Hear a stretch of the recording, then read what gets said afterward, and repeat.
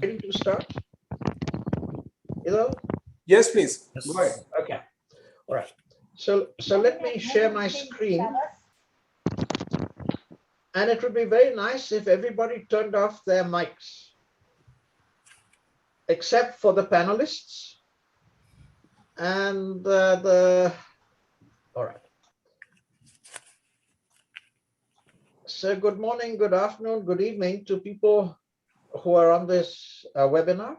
My name is Farrokh Mistree, and it is my pleasure to moderate a conversation with Zoroastrian leaders on entrepreneurship, creating economic, social, and intellectual value. This webinar series is sponsored by the World Zoroastrian Chamber of Commerce, and the notion here is building the spirit of entrepreneurship. Entrepreneurship is the pursuit of opportunity beyond resources control. The links to our previous webinars are at this location. The panelists today are Edul Daver, Ruyintan Mehta, and Noshir Contractor. All three are IIT alums. Edul from IIT Bombay, Ruyintan from IIT Bombay, Noshir from IIT Madras. Our synthesizer is Karishma Koka, and I will be moderating the webinar today. Our forthcoming conversation, so this is really meant to be a conversation. It's not a lecture, it's a conversation. So the panelists will seed the conversation, and then we hope to have a dialogue with the panelists, with the participants in terms of exploring interesting and other situations that we may like to take a look at. So on June the 20th, 2021, we are going to have three panelists from India. These are young Zoroastrians in India. Vispi Karkaria is studying engineering. Danish Aga is studying agricultural engineering. And Karen Pitawala is doing electrical and computer engineering in India. Vispi has just finished his bachelor's degree. Danish will be finishing his bachelor's degree, and Karen is still in her first or second year of her bachelor's degree. And so they will be talking to us about lessons from studying in India and sharing their experiences in the colleges that they've been in and how they coped with it. On July the 18th, we plan to announce a ZFN UK Scholar Program for the Humanities and Social Sciences. And we will introduce the panelists and the professors who are open to mentoring Zoroastrian scholars. They will be called ZFN scholars, funded by the R.D. Setna trusts. The plan for our conversation today is that there'll be some opening statements made by Edul and myself, and then the panelists will be introducing themselves and giving a commentary on these different themes. Edul will talk about entrepreneurship associated with the creation of economic value. Ruyintan will talk about entrepreneurship associated with the creation of social value, and Noshir will talk about entrepreneurship associated with the creation of intellectual value. Karishma will come along and then synthesize what the three panelists have said, and we'll seek questions for clarification. And you can put your questions in the chat room, and we will then proceed systematically to go through and have the questions answered. And then we will have an open dialogue, which will be moderated for people to talk about anything that is associated, that comes to your mind, but primarily focused on the notion of entrepreneurship. And then there will be some closing remarks made by Yazdi Tatra, the panelists, and the moderator. So I now invite Edul Daver, the president of the World Zoroastrian Chamber of Commerce, to introduce the notion of entrepreneurship. So Edul, the floor is yours. Thank you, Farrokh. Welcome, everyone. And to also mention that Farrokh is also an IIT graduate from Kharagpur.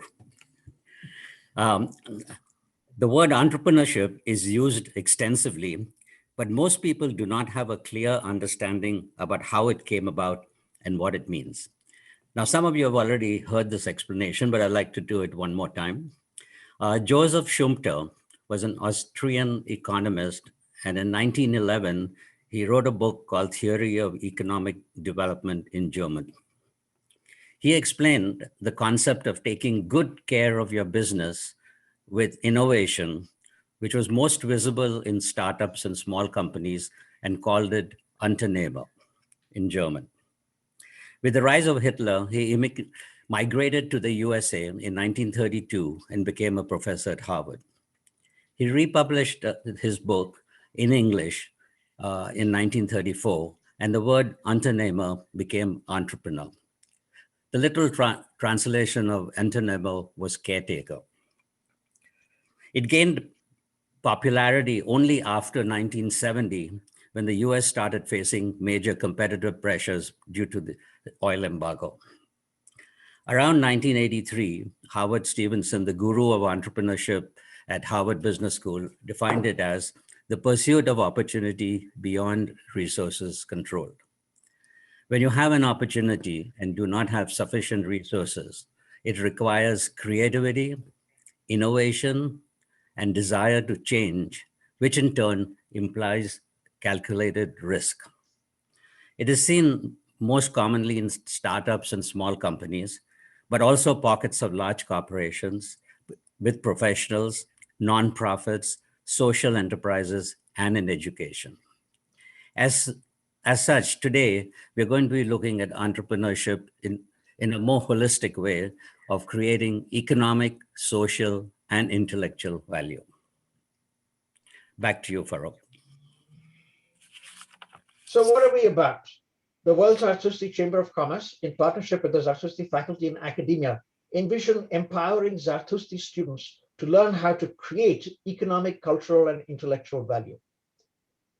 The Zoroastrian Faculty Network, the mission is facilitate Zarathustra youth through higher and specialized education to pursue careers in industry, government, and academia as business entrepreneurs, social entrepreneurs, and knowledge entrepreneurs. And the ZFN webinars are put together to help Zarathustra youth with support of their parents to attain higher and specialized education. So our focus is on higher and specialized education. This initiative is supported by the R.D. Setna Scholarship Fund. And for further information, you can go to the website and certainly email Farrokh Rustamji, who is the coordinator for the R.D. Setna Scholarship Trusts. So with that, our first panelist, Edul Daver, will introduce himself and then share his thoughts with us. Thank you. I'm located in Greenbrook, New Jersey, in the USA. Was born in Mumbai, India. I went to the Doon School in Dehradun. After that, did my Bachelor of Technology degree in Metallurgical Engineering from IIT Bombay. At that point, I went to the USA and did my master's in specializing in powder metallurgy at the University of Wisconsin. At that point, I started working for Alcan Metal Powders and continued with my MBA in manufacturing management on a part-time basis. Then came an opportunity to do a leveraged buyout of the company and formed AccuPowder International. And at that point, I decided to go back to school and attended a course called OPM, Owner President Manager Program at the Harvard Business School. This was an extremely exciting program, which was done for 3 weeks, a year for 3 years in a row. And you had to be an owner and president to attend the program. And we learned as much from the co-students as with the professors.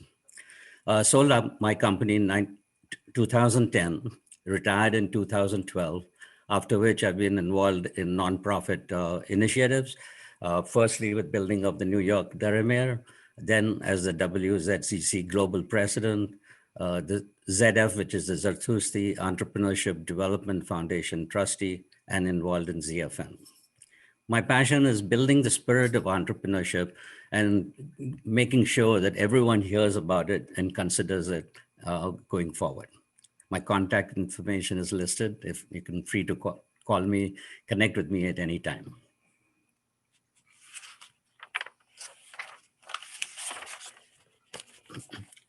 So today's presentation is going to be divided into 4 sections. The first is my academic journey. As mentioned earlier, I went to a boarding school in Doon School, Dehradun, which gave me a very all-rounded education of studies, sports, social interaction. Just for people who have not seen me, I'm quite small built, short, and I was very conscious about it as a teenager when I was in school. But I decided that I was good in sports, focused on hockey and other sports. And I not only got onto the school team, but also got the colors and earned a sports blazer. This was an immensely incident which really gave me a lot of confidence. And, you know, there's a saying that the Battle of Waterloo was won on the playing fields of Eton. And I can categorically say that the battlefield of Edul's confidence was won on the playing fields of Doon. School really allowed me to develop the ingredients of success: confidence, discipline, and character. After school, I was admitted to the IIT in metallurgical engineering based on my strengths and love for inorganic chemistry.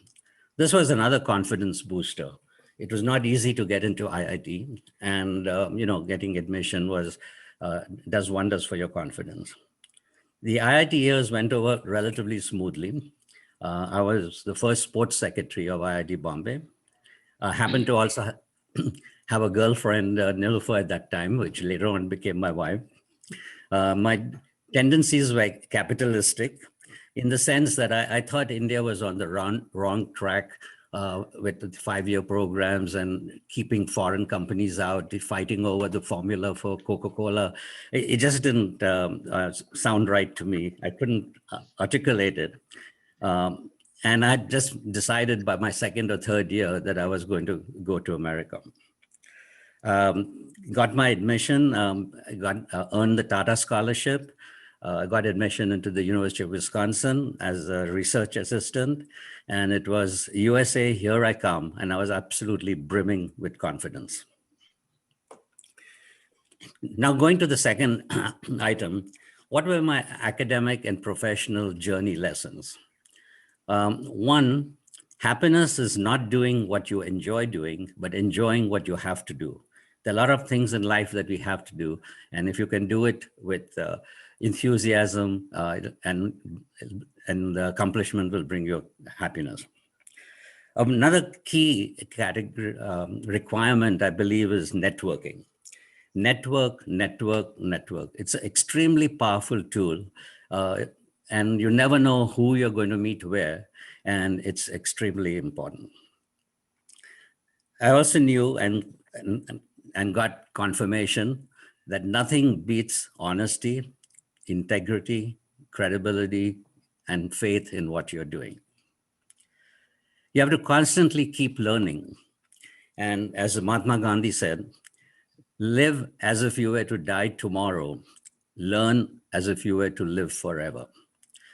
And in that regard, even WZCC is constantly evolving to become more inclusive and spreading its footprint wider. Cooperation and working together is extremely important. You can never achieve everything yourself. So basically the motto, especially in a work environment, is take the best of each of us to make the best world for all of us.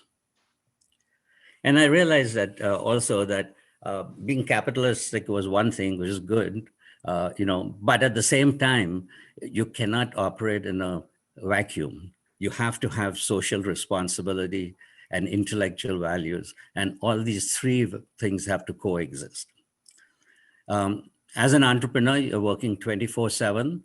It's extremely important that you remember to balance work with family. So those were some of the learnings from my academic and professional life. Now coming to the crust of the program of entrepreneurship, creating economic value. The first criteria for entrepreneurship is to seek and recognize an opportunity. And very often you're recognizing an opportunity which others do not recognize. Then develop a shared vision. It is, you might have a vision, but if you just force it down, it's not going to work. You have to develop a shared vision, inspire your people, motivate them, and most importantly, lead by example. You can't dictate things and then do something different yourself.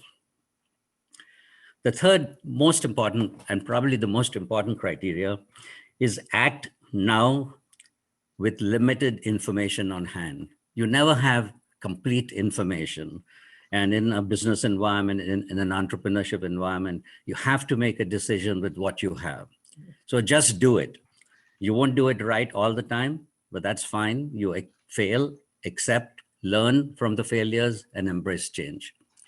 A little example here of Thomas Edison. He had conducted 1,000 experiments and failed. And a reporter asked him, sir, when are you going to give up? You failed 1,000 times. And his response was, no, I have succeeded 1,000 times. I know exactly 1,000 ways in which a light bulb cannot be made. So that's sort of the attitude you have to have when you're an entrepreneur. You have to act with purpose, passion, persistence, and providence. Providence is important. Luck is always plays a part, but also, I also believe there that to some extent you make your own luck. Value driven. Your company has to be transparent. You should have a good reward system where when people do well, they're recognized. Celebrate your successes, and make sure that everyone has a stake. Everyone who has a stake in the business shares in the success. Thus, you're imparting happiness to others, and the cycle repeats again. So my favorite words, nothing breeds success more than success itself. I'd like to give you a short example about AcuPowder. When we did the leverage buyout, it was a marginally profitable company. It was an old company with environmental issues. We had a very confrontational union, the Steelworkers of America. And we had a very high debt load. We borrowed a lot of money and it was a high debt load. A lot of people were discouraging me from doing this. But I felt that there was an opportunity and we acquired the company. And one of the first things we did is we made sure that all the key people shared in the equity. We also made sure that we had a 20% profit sharing plan, that every employee would be share 20% of the profits. This was over and above everyone. We celebrated successes. We've done everything you can think of around New York, from going to the Great Adventure to cruises around Manhattan, and you name it. And the results were fantastic. I would call it, it was literally like magic. The union disappeared. They were actually cooperating and helping us succeed. And that shows the power of value-driven enterprise. Coming to the fourth and last item. So with that, what tips can I offer young Zoroastrians? Firstly, when you're starting your career, seek input from your parents, role models, but please, you make the final decision. It does not work when you do something just because your parents wanted you to do it. Make sure your education is well-rounded, explore, learn, and network. Stay connected with the community. It's extremely important, especially when you're abroad. Give back to humanity. Don't just talk about it, walk the talk. Keep in mind that dreams unite and fears divide. And with that, you will find that entrepreneurship makes the impossible possible. Have faith in that. One of the recent examples of that was my experience with building the New York Dairy Mail. A lot of people said it was impossible. We were all crazy, but we got it done. And a tagline connected with everything is, if you can dream it, you can do it. So with that in mind, wish all the youngsters good luck in their future endeavors, hopefully in entrepreneurship. With that, I would like to turn it over to Ruyintan Mehta, who will talk about creating social value. Thank you very much, Edul. Good morning, good afternoon, good evening to all of you all across the world. And a big shout out to my brother and my cousins who are, again, in different parts of the US. I was born and raised in Ahmedabad, India, and I currently live in a very small town in New Jersey called Vachan. Like Edul, I also went to IIT Bombay and studied chemical engineering. And after graduating in 1970, you might call it a herd concept. Like most of my class, almost 75% of us came to the US and studied chemical engineering, got my master's at University of Connecticut, and got my master's in engineering administration at University of Utah. Currently, I serve entirely in the non-profit mode. I am the executive director of Wheels India Niswath Foundation in the US, and concurrently serve as the president of IIT Gandhinagar Foundation. And I was the past president of IIT Bombay Heritage Foundation, which is the alumni body of IIT students from Bombay in the US. I have a very strong desire to give back to India in the areas that I'm very passionate about, basically in the areas of water, all aspects of water, health, maternal and child health, and creating innovative solutions and imparting them in higher technical education. I would classify myself as a social entrepreneurship practitioner, and please feel free to contact me at either through my email or my mobile listed here. Going on further, let me talk a little bit about the academic journey. I was a relatively good student in high school. The only school that taught English medium were two basically Jesuit schools or Catholic schools. So I went to the boys' school called St. Xavier's. And I was fortunate to have done well and cleared the IIT joint entrance exam, got into IIT Bombay, followed that by getting advanced degrees in the US. Again, part of it thanks to one of the Parsi scholarships.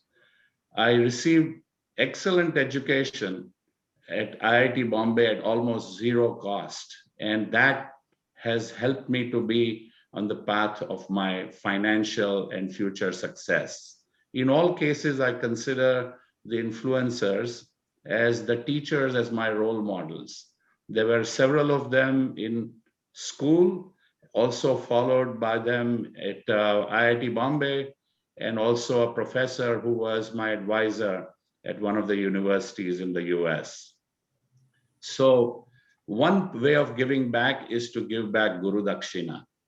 Again, a few lessons that I learned from my professional journey. I was a serial entrepreneur in the plastics molding business. Over a period of 25 years, I started from scratch, bought and sold at least about 5 different companies, and they were located in places like in New Jersey, Pennsylvania, California, North Carolina, Kentucky, and also in Brampton, Ontario. We basically hired close to over these companies, well over 1,000 people. And we remained, even while running the companies, we remained deeply involved in social causes. To give you an example, I ran a plastic company in Latrobe, Pennsylvania, where 90 out of the 120 employees or so used to have often really issues related to like their car breaking down and not having enough money to fix their car. As a result, we would have to shut down our expensive machine line, costing us well over $1,000 an hour. So in order to alleviate that issue, I followed the example that I'd seen from our ZAGNI initiative called Critical Assistance Fund.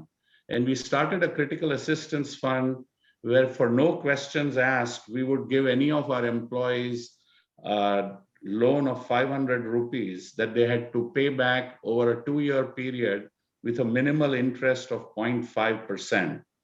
And the employees rated that as the second best program after our health insurance.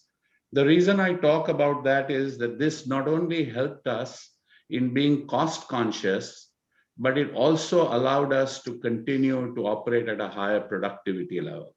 So I believe in maintaining a strong internal value system, and in all cases, to apply science and technology to solve practical problems. So after I sold my last company, I have been fully involved in giving back. I am involved with a fantastic NGO called Wheels, which was started by IIT alumni in the US and now has several chapters in India. Wheels stands for Water, Health, Energy, Education, Rural Livelihoods, and Sustainability. And I serve as the director of the water leg for Wheels. Our motto is to have technology-enabled philanthropy that would help to solve some of the critical issues in India and elsewhere. I have a great deal of interest in giving back to the country of my birth, which has given me so much, and plan to have at least 50% of my net worth to go back for charitable purposes. We support young entrepreneurs with seed funding to start socially beneficial projects in water and other health and education related businesses. A few tips for young Zoroastrians. First of all, I need to let you know that I am not exactly a practicing Zoroastrian, but I strongly believe in the philanthropy part that is the DNA of us all Zarthustis. Giving back can start at any age, no matter how small your contribution may be. One can start with very small amounts while you are in college and start increasing that as you go along in your life. Join any society or organization that appeals to your passion and do not think about financial motives. I'll give you a couple of examples that we have had. Through our WIN Foundation, we have supported at IIT Kharagpur, our innovative system developed by several professors and graduate students where they take 30% of a slipstream from the sewage plant, and it goes through extensive but innovative treatment which are cost effective, and they make clean potable water at a very affordable cost. And essentially what we want to do is apply that to build such facilities in small towns of 50 to 100,000 population. Similarly, at IIT Bombay, we have supported a chemistry professor who has developed an alternative to reverse osmosis using a principle of capacitive deionization, where he takes a 5-liter flask, fills it with contaminated water, and by having carbon nanotube coated cellulosic thread, he will apply a current across a AA battery and achieves 95% removal efficiency with very little exhaust. So finally, these are the kind of examples that the young can follow, and do not worry about what financial motive you will achieve first. Last but not the least, it is my own feeling that we Zoroastrians in India have been admired mainly because our charitable giving has been secular in our approach. So I would urge you to be secular without carrying your religion on your sleeve. And with that, I'd like to pass it on to Noshir, who will talk more about intellectual entrepreneurship. Thank you, Ruyintan. I'm delighted to be here. It's a pleasure to see over 100 participants who are attending this session. As mentioned, my name is Noshir Contractor. Right now, I'm located in Evanston, Illinois, which is down the road by the lake from Chicago. I was born in Chakradharpur, which at the time was in the state of Bihar in India, and now I believe it's in the state of Jharkhand. My background, I started out with going to high school in a small towns while my dad was in the railways getting transferred. My dad, who's, by the way, joining this, and my 93-year-old dad, who's actually joining this session here today, along with my sister from Mumbai. And then I did most of my high school education at St. Xavier's, but one in Calcutta, also a Jesuit school, and then +2 in Lucknow, and then got my bachelor's in electrical engineering from IIT Madras, and then went to the University of Southern California to get a PhD in communication from the Annenberg School for Communication. Following that, I spent 20 years on the faculty at the University of Illinois in Urbana-Champaign, and currently I'm a faculty member at Northwestern, where I have my appointments in Department of Industrial Engineering and Management Science and Department of Computer Science in the School of Engineering, the McCormick School of Engineering, in the Department of Management and Organizations at the Kellogg School of Management, and in the Department of Communication Studies in the School of Communication. What I'm going to talk today about mostly is, and I'm delighted to do this, is to talk about the role of entrepreneurship in the business of actually creating intellectual value. And that's what we mean by research. And we take it for granted that everyone understands what that term means, but just to make it as explicit as possible, in creating intellectual value through the process of research is the systematic approach of trying to ask questions about any phenomena, whether it's a physical phenomena, if it's a living phenomena, if it's a social phenomena, and ask the question in a systematic manner about why certain things happen. And then once we understand that, then using that knowledge to help improve the situation. In some ways, it's the distinction between the basic sciences, which asks the fundamental questions about why something is, why things happen, and then use that in engineering to see if we can engineer better systems across the board. My passion throughout my career has obviously been to advance these questions, to understand and enable, but also then to mentor students, including undergraduate students and even high school students. In fact, just within the last couple of years, I had the pleasure of hosting a high school student by the name of Rustam Ichaporia, who worked in my lab, at the lab that I direct here at Northwestern called SONIC, the Science of Networks and Communities. And I'm very pleased that Rustam, while in my lab as a high school intern, wrote a conference paper that was accepted for presentation in Spain and is now an undergraduate in computer science at the University of Illinois in Urbana-Champaign. Again, my contact information is there. And if you can't remember that big URL, feel free to just Google my first name and last name, and you should be able to find it. One of the values of not having a generic name like John Smith is that it's easy to Google it. Now on to my academic journey. I'm a firm and passionate believer in what some have called whole brain education, as opposed to left brain education or right brain education, where you're either good in engineering aspects or you're good in the creative and artistic aspects. I think that one of the reasons I'm very proud to be at Northwestern is because our Dean of Engineering has been very passionate in terms of being able to push for whole brain education. And my life is an example of that. My undergraduate degree was in electrical engineering. And I have to tell you that when I was getting ready to graduate from high school and go to college, I did not want to go in for engineering. And I thought I was going to go into the diplomatic service. And my parents basically challenged me to think about going into engineering. It was IIT was much less competitive then than it is now. And basically, when I told them I didn't want to do it, my mom told me that my dad told her that I didn't want to go to IIT because I wouldn't be able to get into IIT. And so my mom pleaded with me to say, just write the entrance exam to see if you can get in, prove to your dad that you're smart enough to get in, and then you're off the hook. I did write the exam, I did get in, and then, of course, my parents persuaded me that I should go to IIT Madras as long as I agreed that after I graduated, I could do whatever I want, which is exactly what I ended up doing. I don't regret that at all. I think I was very, very fortunate to have had my undergraduate in electrical engineering. And then basically since then, I've taken what I learned there and brought that framework to the study of social networks and how we use social networks to organize.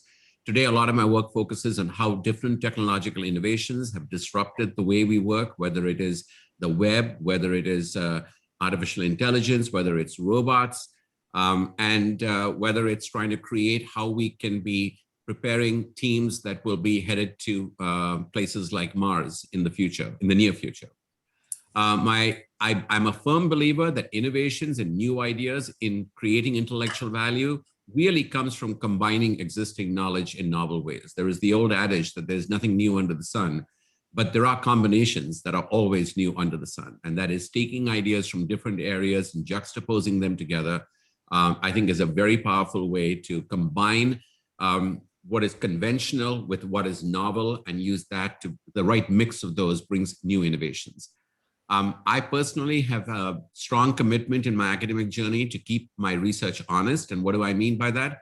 By being honest, I mean making my research responsible to practical needs, so that whenever I'm doing research, if someone says, why are you doing that? I have a very clear answer, whether it is, as I was mentioning a few minutes ago, I'm working closely with NASA now to help them figure out how can you send a team of 6 international people on a 3-year mission to Mars without them killing each other while being in a small confined environment in an isolated and extreme context. There is another context in which I'm studying where we are looking at a global scaling of global health solutions. So with funding from the Gates Foundation, I've looked to see how can we then convince health workers in India, in Bihar, or the population at large in villages in Kenya to adopt global health practices that are good for them, because we know it's good for them. It's one thing to know that this works, but it's a different to scale it up to large practices and use networks to do that. These are 2 examples. There are many others in terms of how human robot teams are now playing a bigger role.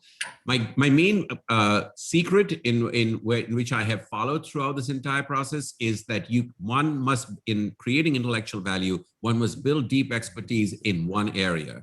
Some would call this being a specialist. Some would say it's knowing more and more about less and less. But recognizing that the problems and challenges we face in society are knowing more and more about more and more things. And so you have to build deep expertise in one area, but then collaborate with others who are building deep expertise in other related areas that will help you together collaborate on the challenges. As I mentioned, my research has been driven and motivated to address these kinds of grand societal challenges, the kinds I just mentioned. I will also say that in creating intellectual value, there are 2 parts to it. There is the good ideas part of it. Some call that the easy part. I'm not sure it is, but it is certainly something that can be done while you are sitting back and thinking and reflecting. And some people call that the exploration phase. The real challenge then is taking those ideas that you've thought through and then implementing them or executing them, or some people refer to that as the exploitation phase. And executing good ideas and following up on them requires persistence. It requires tenacity. I could not have done anything that I'm able to do right now if it was not about building and bridging networks across different disciplines. I mentioned that I myself have appointments in so many different disciplines, but almost any project that I have done in the last 3 decades has always involved people from different disciplines outside any of the ones that I'm talking about. Across geography, a lot of my collaborators come from all over the world and at different career stages, all the way from high school students to people like my mentors, who I still continue to work closely. And what I would say is these are team efforts. This is never an individual effort. Intellectual pursuit today is, and perhaps never was, a solo venture. And be generous in giving credits to others, because there's plenty of credit to be given all around.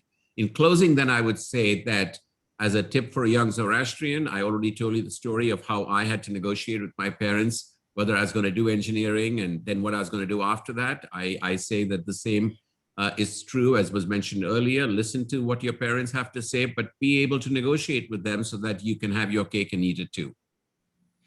I'm not sure why I remember this from my younger days, but there's something about the Zoroastrian zest and zeal that seems to be quite unique in many of these situations. And I think it certainly something that has served me well. There's a certain fire that we seem to have. 2 last comments. When making networks, ask not what the network can do for you, but what you can do for the network. There has been an enormous amount of research that shows that the reciprocity ring will take care of you. If you go to other people, not saying what can that person do for me, but what can I do for that person? However important or senior that person may be, there is something you can do for that person. And down the road, that ring will come back and pay off for you as well. And then finally, in the short term, we are talking about you making networks. You've already heard that even from Edul's network slogan. And while in the short term, you make networks, in the long term, networks make you. And with that, I will hand things over to Karishma Koka. Thank you, Noshir. Thank you, Ruyintan. And thank you, Edul. I'm Karishma. You know me. Some of you know me by now. I'm a neuroscientist, made by both my parents and the Zoroastrian faculty network and all the people over here. My position is that when people come together, it's like flints coming together, sparks flying, and joy emerging, ushta emerging, happiness and harmony. And I seek to empower individuals through education and build between people and organizations. And what we've seen today from Edul, Ruyintan, and Noshir, while individually seems somebody's point of view, when you put them all together, the emergent property to me is a lot of Asho Zarathustra's work from the Gathas. Edul says, if you can dream it, you can do it. Ruyintan says, technology-based social impact allows us to give back. And Noshir says, think networks because networks make us.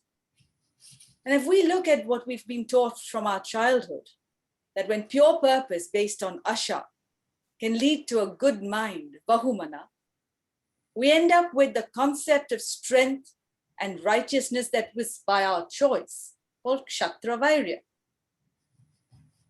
And in the 43.1 verse of the Gathas, which says, happiness comes to one who brings happiness to others, it is really a joy to see that intellect and action can bring about the good of all. And in the Zoroastrian community, the WZCC, the World Zartoshti Chamber of Commerce, has brought about an overlaying domain system between all these three types of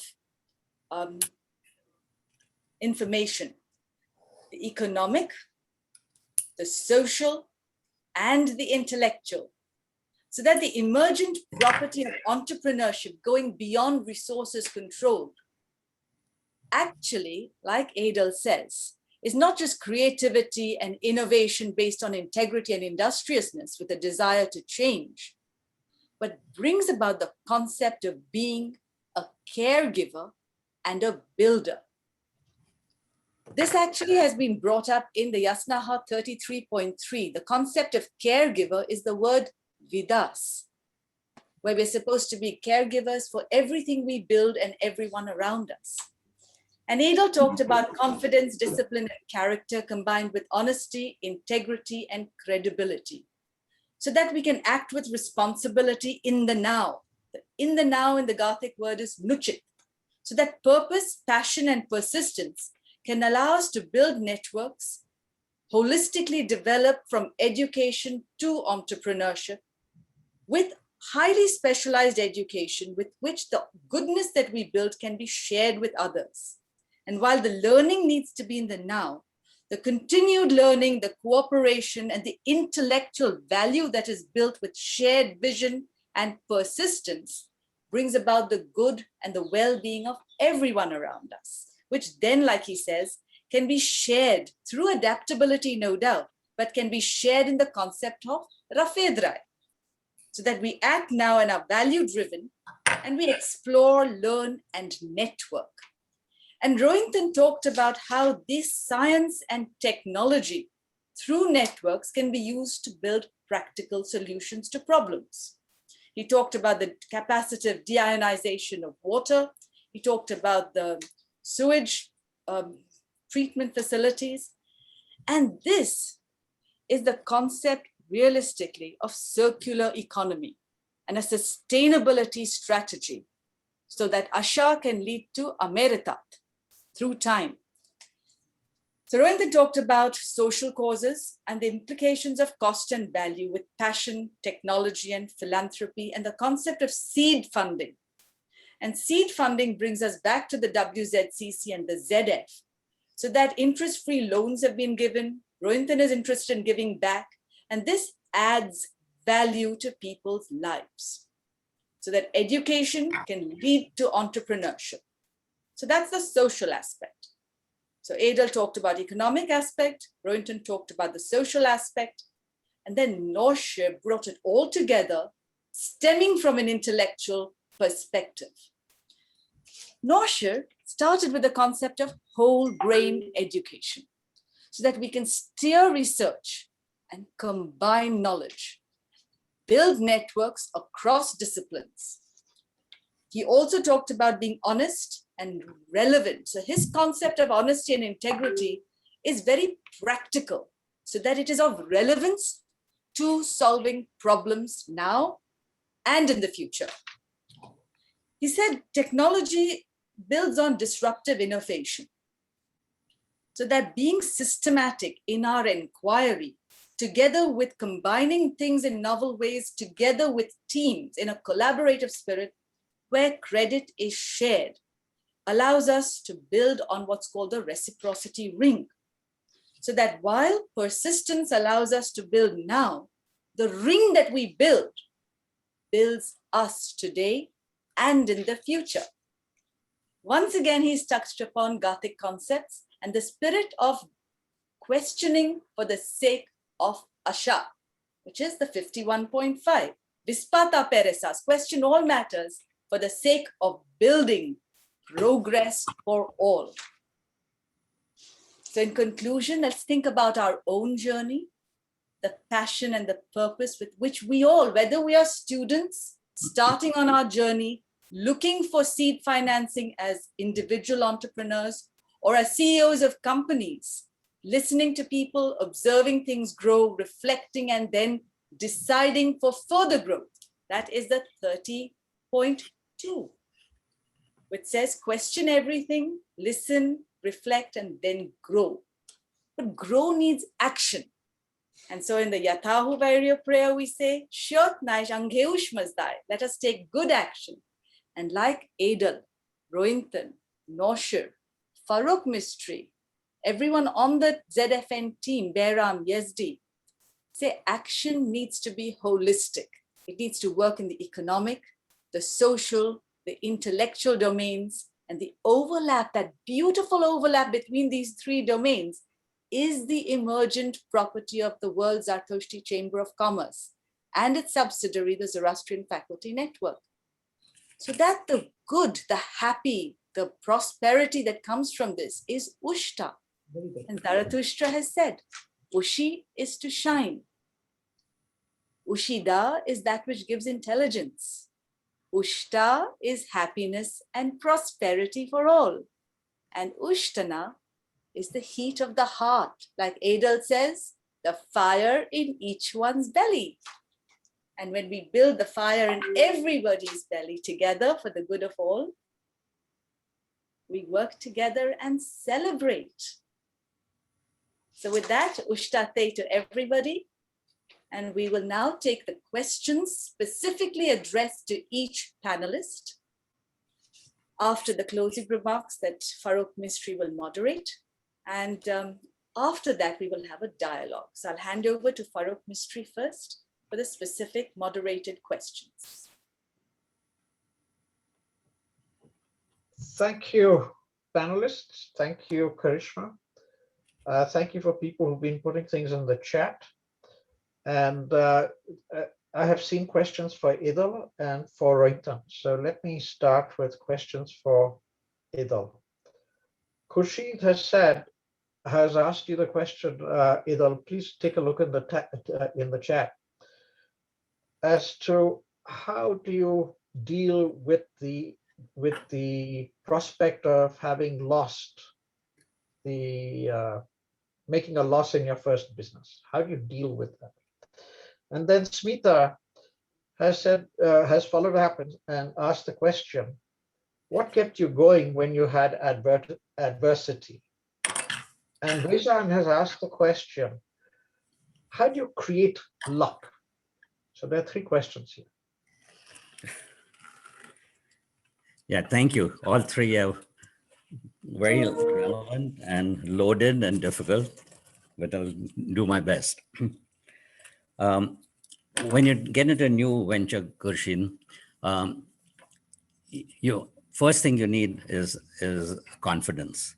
You have to have confidence that you can tackle the problem, positive outlook, and basically, as far as being concerned about losses, yes, there's always some risk, but we talk about calculated risk.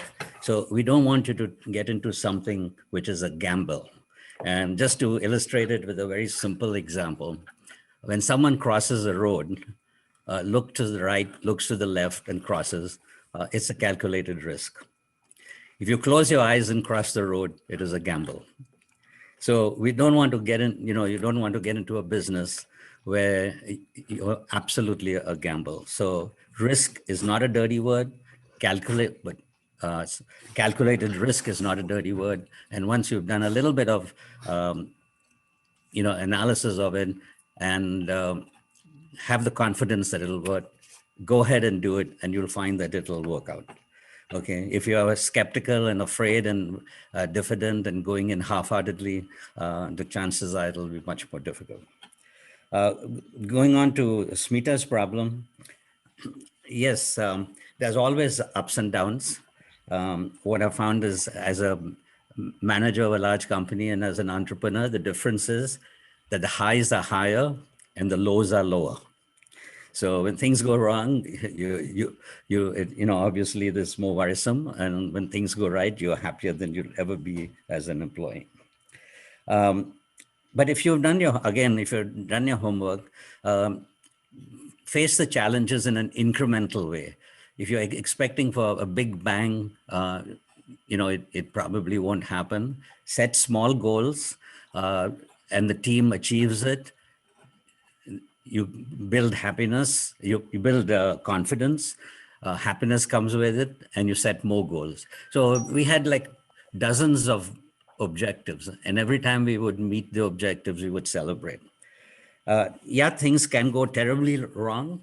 For example, 2008, 2009 recession was a disaster for most businesses, as it was for AccuPowder. And if you know, in a union, if you want to reduce the business, you have to lay off the junior most people, and the senior people keep working. We went to the union and said, look, we've shared in the successes all these years. We want to share in the downturn together. So we're not going to lay off everyone. We're going to reduce everyone's salary by 20%. And basically, we made a promise, but you would continue working all the 5 days. We would reduce the salary. You won't reduce the work. But I'll promise you that when things improve, you'll get paid back the 20%. And to my surprise, the union accepted that, and we were able to, you want to call it, survive the downturn, and it worked good.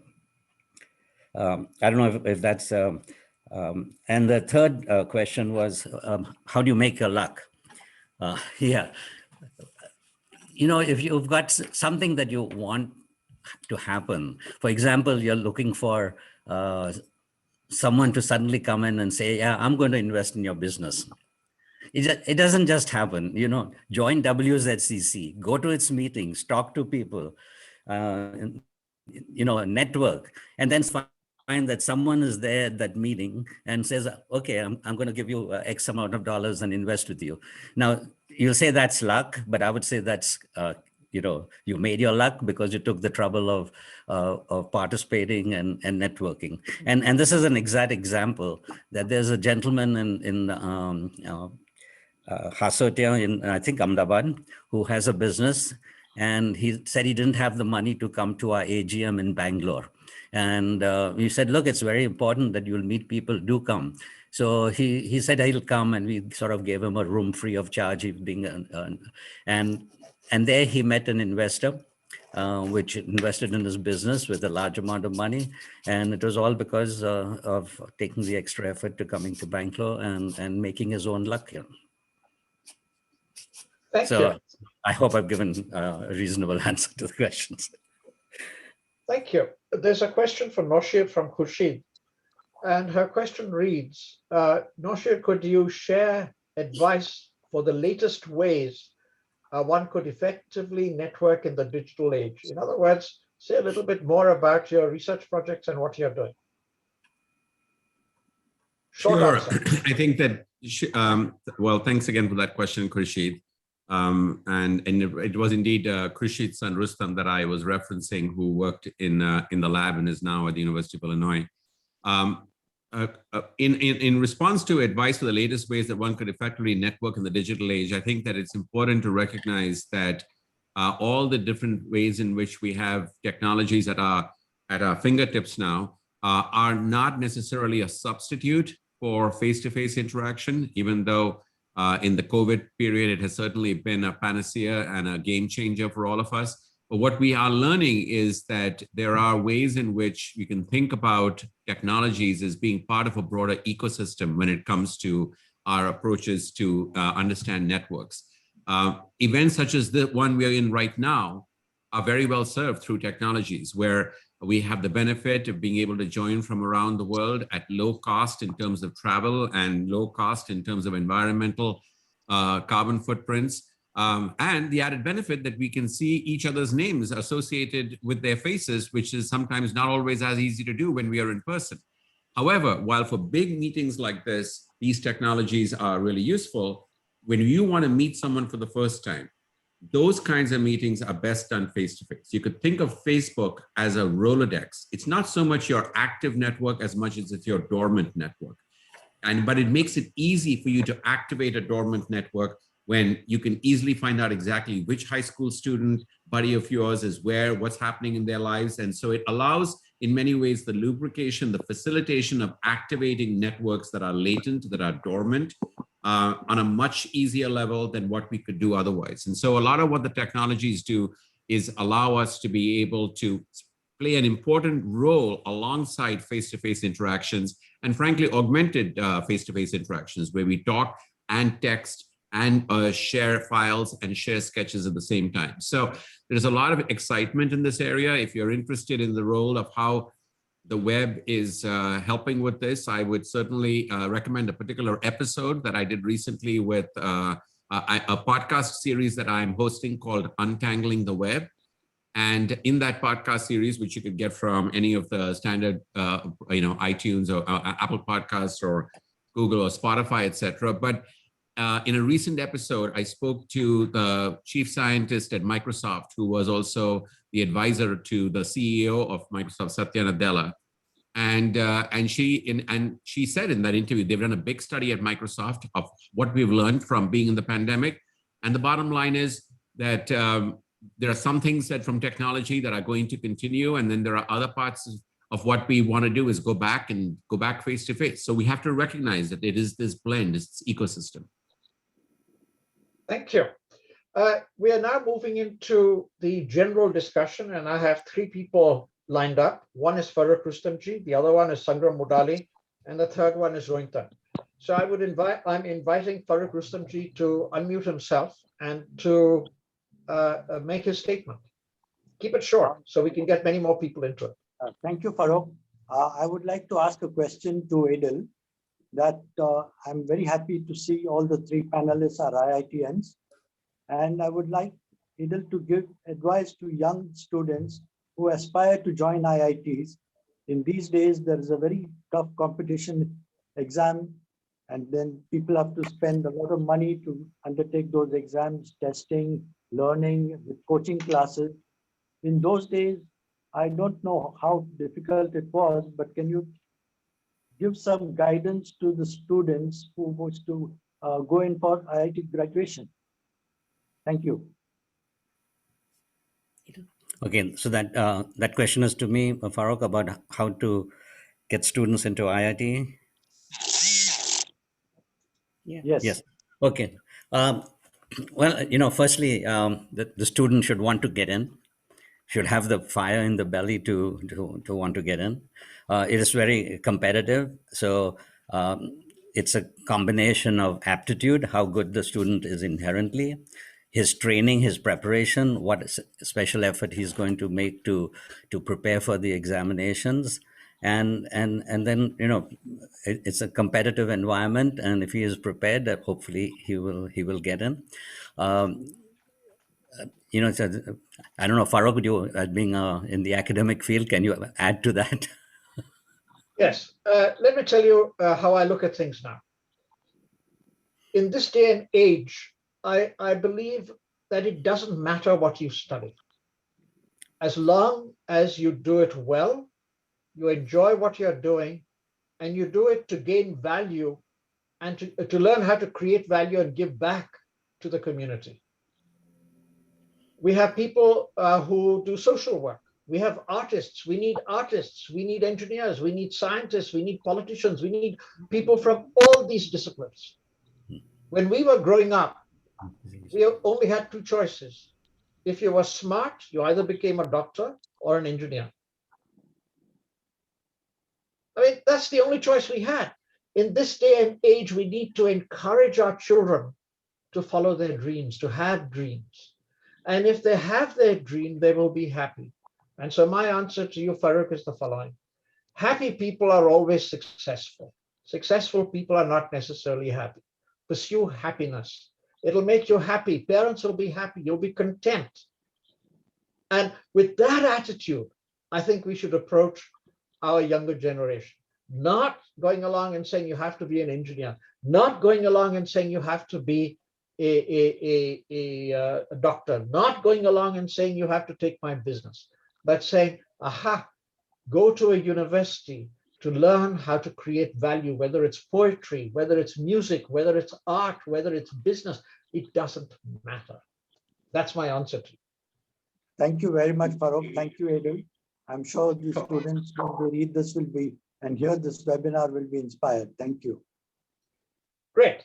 So now I'd like to call on Sangram Mudali. Sangram Mudali is an academic son of ours, Janet and mine, and he went back to the United States to his village, his ancestral village, and he started an institution called the National Institute of Science and Technology. He is an entrepreneur, but entrepreneur from the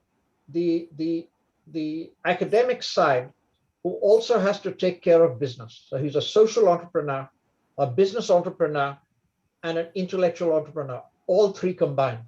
So I'm going to invite him to share a few words about what kept him going. Very short, Sangram. The mic is yours. Thank you very much, Farrokh. I hope I'm audible to everybody. Thank you, the excellent speakers who are lined up before me. This is just a 2-minute. I would like to share my experience after coming back from the United States and being a student of Farrokh Mistree. I declare myself as a lifelong, he's been my mentor, my philosopher, my guide. I've been here since 1996 when I came at a young age of 33 and started my first educational venture called the National Institute of Science and Technology, an AICTE state central government approved technical institution established in one of the poorest southern districts of Odisha. And till date, in 25 years, we are celebrating our silver jubilee. We have graduated over 15,000 alumni who are now all over the world.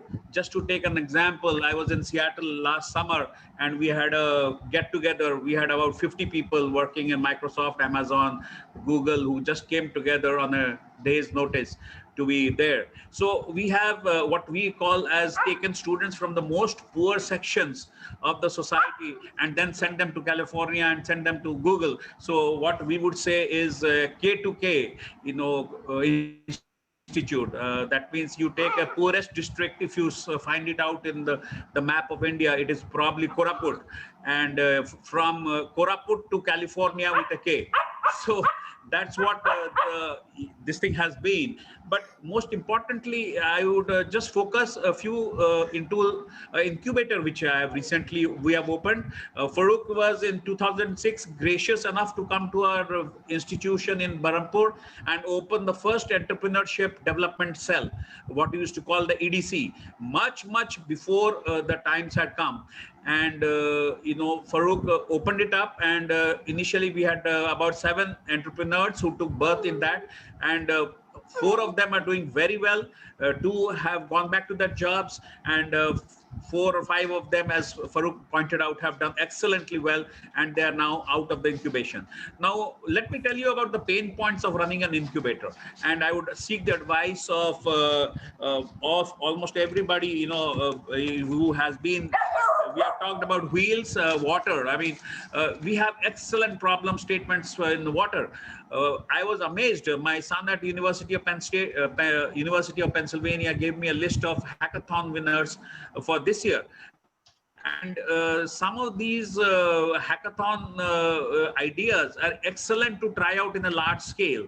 And therefore, what is important is mentoring. So just like network, I would think mentoring is very key. Not only technology mentoring, which we have in plenty. In fact, we need business plan mentoring, because no longer are we going to be local, we are going to be global.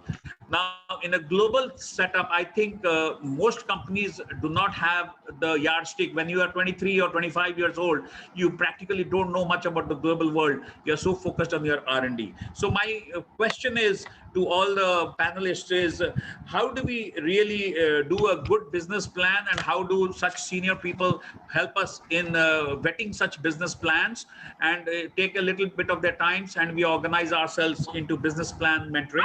The second is, of course, initial funding. Now, when I say initial funding, it's not a lot of funding. Maybe 5 to 10 lakh rupees is enough for a person to say a no to a standardized company like Infosys or Wipro or so on and so forth, which pay peanuts but extract a huge mileage out of these talented children. And I think more and more entrepreneurs would be happy with some level of initial funding. So that is the second pain point. And the last pain point, of course, is COVID being the biggest problem, and we have to get out of it with a positive spirit. And today, after hearing the 4 panelists, I'm very enthused, and I'm going to share their slides with their kind permission. And I've taken away a lot of positives from there, and I'm going to share it with all my 50 or so entrepreneurs who are there in my incubator presently. Thank you so much, Farrokh. Thank you, Sangram. So now Ruyintan has posed a question on how can the panelists take the WZCC to the next level. And I would like to take the privilege of the moderator to invite Beram Pastakia to answer that question. So Beram.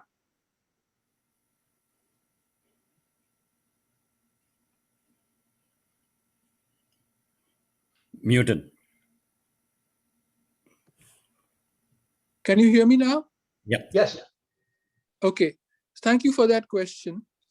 I saw the 3 circles overlapping each other, the Venn diagram. And my immediate reaction to that is, this is all well and good. We've got the intellectual entrepreneurship, the social entrepreneurship, economic entrepreneurship together. But entrepreneurs by themselves are not able to solve the world's big problems that Noshir was talking about. And I'll illustrate that with COVID-19. We had fantastic intellectual entrepreneurship in developing the vaccine. We had fantastic economic entrepreneurship by all these companies, Pfizer, Serum Institute, all coming forward to do it. We had social entrepreneurs who want to push it. But at the end of the day, it was the governments who had to execute this. There are some big problems which cannot be done just by entrepreneurs. We have to, as Noshir was saying, reach out to a wider group. So the question posed to WZCC now is, in this model, where do we bring in the government? Where do we bring in the public-private partnerships? Where is the space in the thinking of the WZCC to include NGOs, to include an individual that the last speaker from Orissa just mentioned? He's going to take this webinar to his 50 entrepreneurs. Where is the space in WZCC thinking to include such individuals? Those are the questions we should pose. And in a sense, to answer Ruyintan's question, reconfigure the thinking of WZCC so that we improve our footprint of WZCC all over the world. I want to take this opportunity to thank Farrokh Mistree for initiating the ZFN, Zoroastrian Faculty Network. Right now, it is still a baby. Just like WZCC is an offshoot of a small committee of Fizana. In the last 20 years, it has grown and grown its own footprint.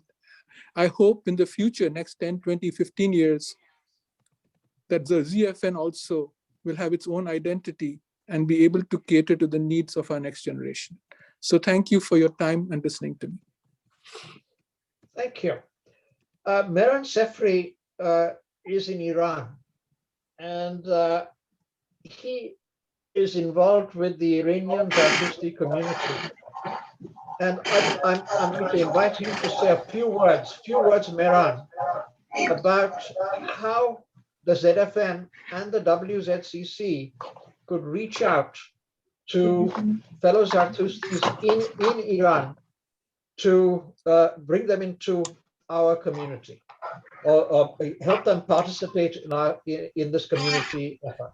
So Mehran, short stuff, please. Yes, Farrokh, thank you so much. I am in Iran, and we are not politically, economically doing well, but many of Zoroastrians have been entrepreneurs, especially for small, like hospitality in Yaz. They have started several old homes, renovated, and made them to use as hotels. We have a Chamber of Commerce in Iran. We meet weekly, and we have speakers. Recently, it's been all online. We want people to introduce themselves, tell about their ideas. We had some lectures, we had some seminars, and I hope that once the economic situation, the political situation gets better, we have a lot of youth that are unemployed and would love to get started with their own careers. That's all I can say now. Great.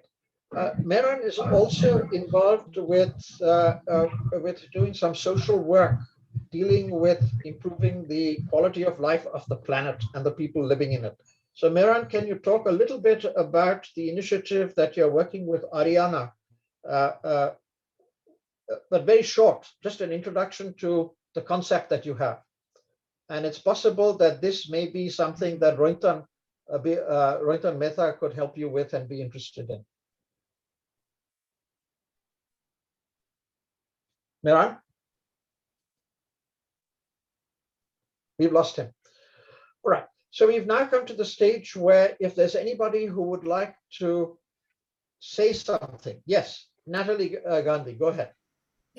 Hi, I wanted to go back and ask a question, mostly directed to Edul, but perhaps Farrokh as well.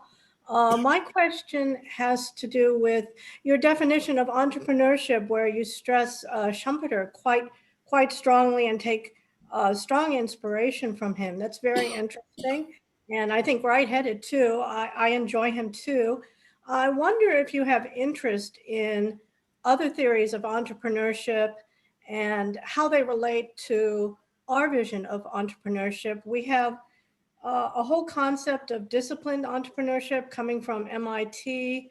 There's a notion of effectuation that is also inspired by an Indian leader, that is of building entrepreneurial capacity through creating an environment that effectuates a creative sphere for the entrepreneur.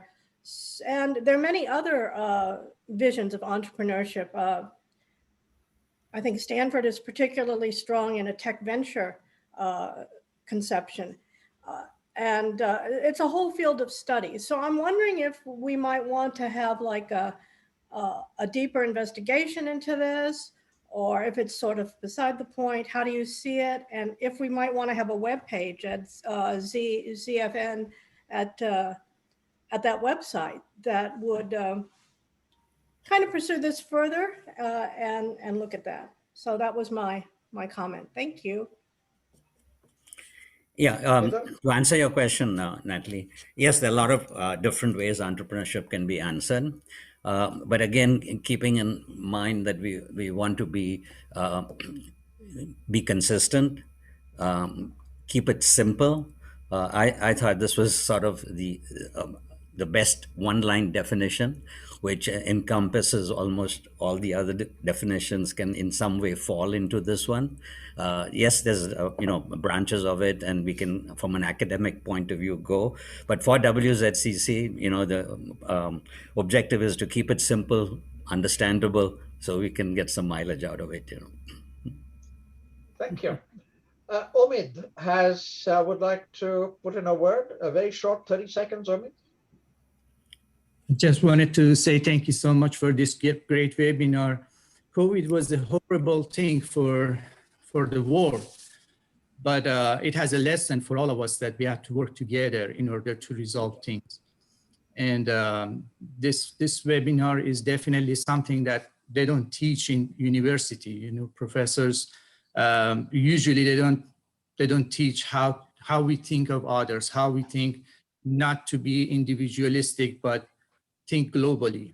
And I live in Silicon Valley. Most of the companies, they just think of themselves. They just try to protect themselves. And this is something is really needed for not only in US, but the entire world. Thank you so much. It was great. Thank you. Now, I'd like to invite Ariana, who is from Iran, and she has been working on putting together an app which is to support social entrepreneurship and also to deal with the environment and things like that. And she is, I'm going to invite her to, in a very short time, to share with us her vision, just her vision. 30 seconds. Ariana, go ahead. Hi, everyone. Nice to meet you all here. Actually, Mehran was supposed to talk about this, but he faced some technical problem. In this app, we aim to have a kind of integrated social network platform where people will have this opportunity to share information, news, stories, everything about environment. It is something like Facebook or LinkedIn, but it is more practical where people can take actions. And if there are some events, campaigns, or any kind of voluntary activities related to the protection of water, land, wildlife, so they can share their news in this platform. The website and apps will be available publicly around 2 weeks later on. We are making already the teams, and we would be happy if in this group we have people, technical or business developer, to join us for this platform. Basically, this social network will start from London, where I'm based in, and I work at the University College London. And in the future, I'll send you the QR where you will have access to download and install this app. If you have any questions, I'm happy to talk about, because the time was short. I try to summarize it as best as possible. So, Ariana, put your email in the chat, and perhaps Ruyintan and others will get in touch with you. Anybody who's interested, right? Yeah. So with that, we come to the last segment of our webinar, and I'm going to share my screen again and invite the panelists to make closing statements. So, Edul? Yeah, thank you. As we have discussed today, Entrepreneurship is an extremely powerful concept and tool to solve today's problems. Entrepreneurship encourages us to be first, to be different, to be best. We also need to keep in mind that creating economic value cannot exist in a vacuum. We have to be conscious of also creating social and intellectual value. And WZCC has been evolving in this direction. To answer Ruyintan's question, we are collaborating with as many different associations as possible. So we are trying to build on this.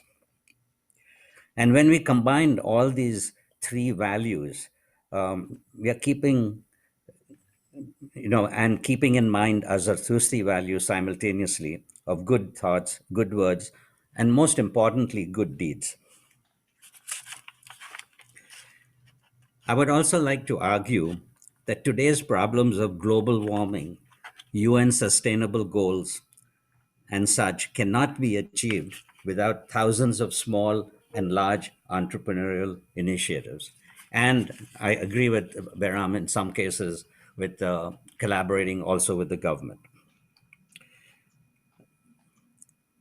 WZC has been growing and evolving. As I mentioned, now we're looking at a wider footprint, but also would like people to know that we've created financing possibilities.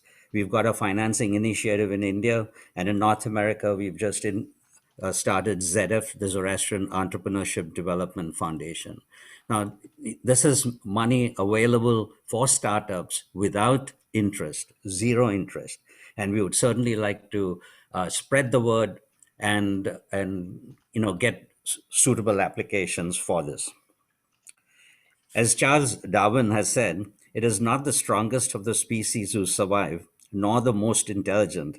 It is the ones most adaptable to change. And we have to embrace change. So let me end by saying, today is the right time for the right idea, and opportunities are limitless for the bold and restless who are willing to dream big and work hard without fearing failure, get up and try again until they succeed.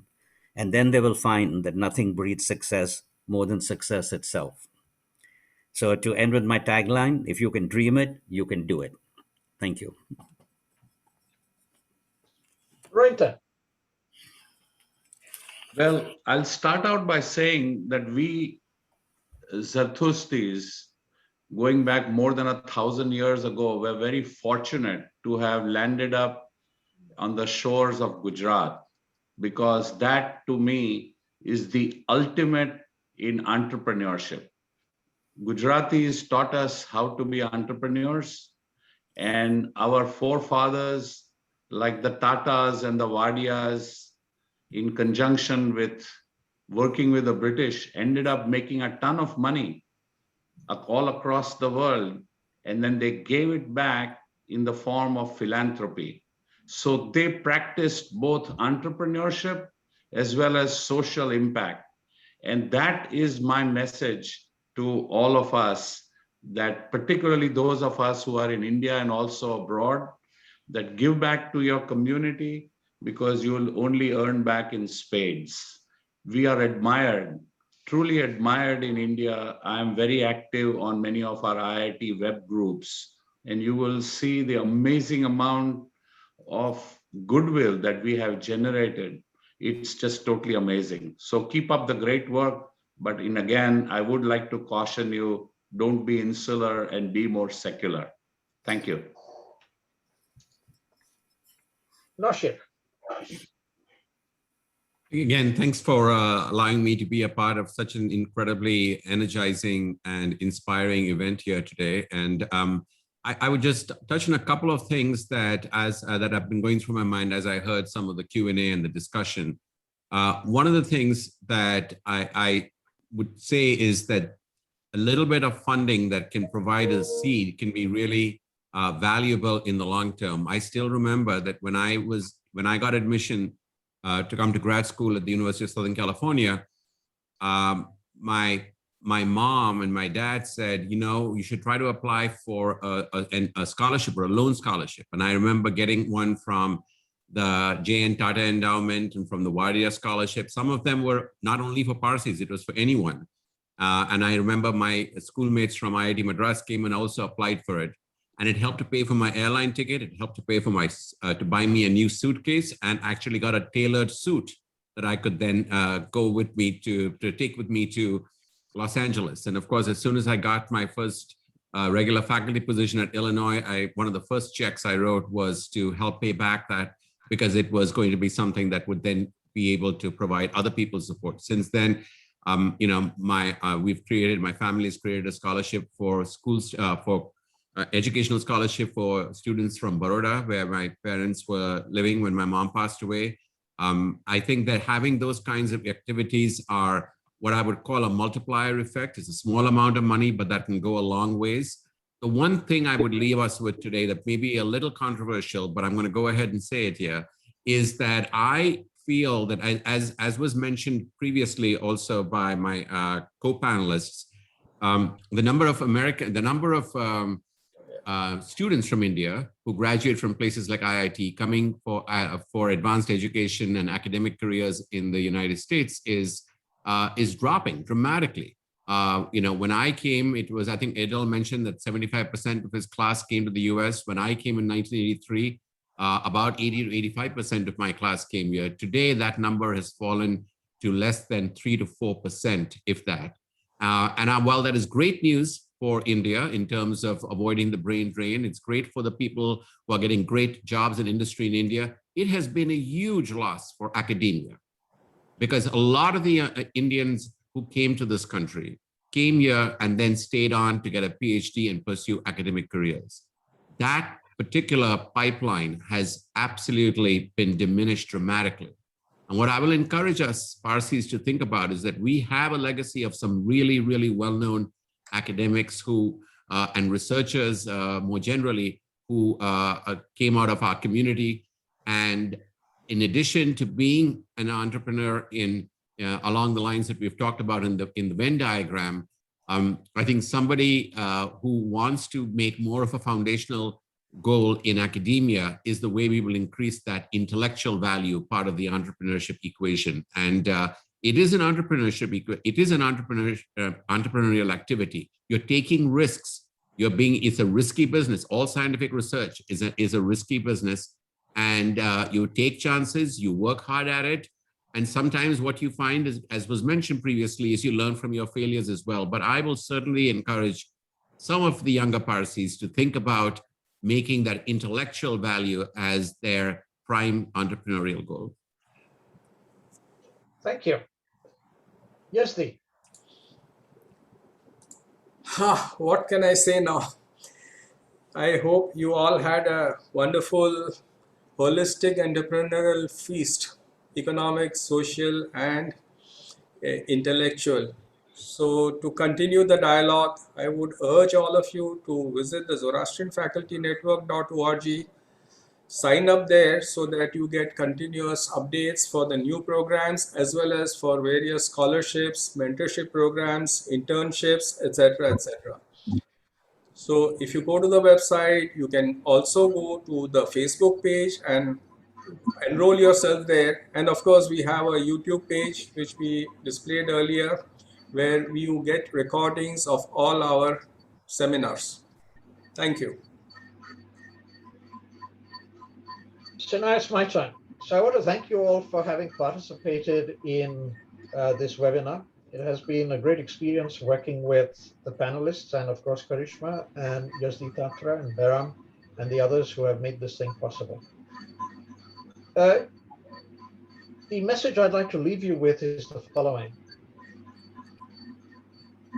I have a slightly different view to Noshir in terms of academia.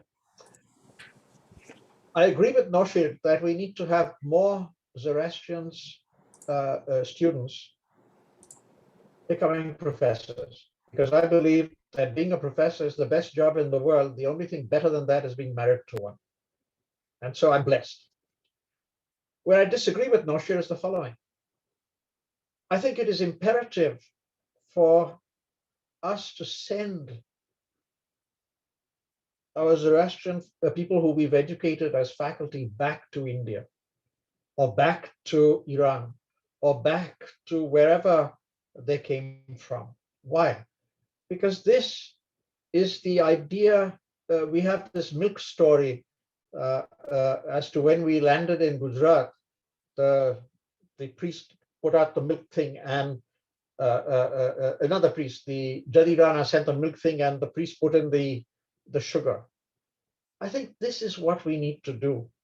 We need to educate our people here in business, in social work, in academia, and then send them back to make a difference, to add that sweetness to the community from which they came. So that is my where I agree with Noshir and disagree with him at the same time. So I'd like you to think about it from that perspective.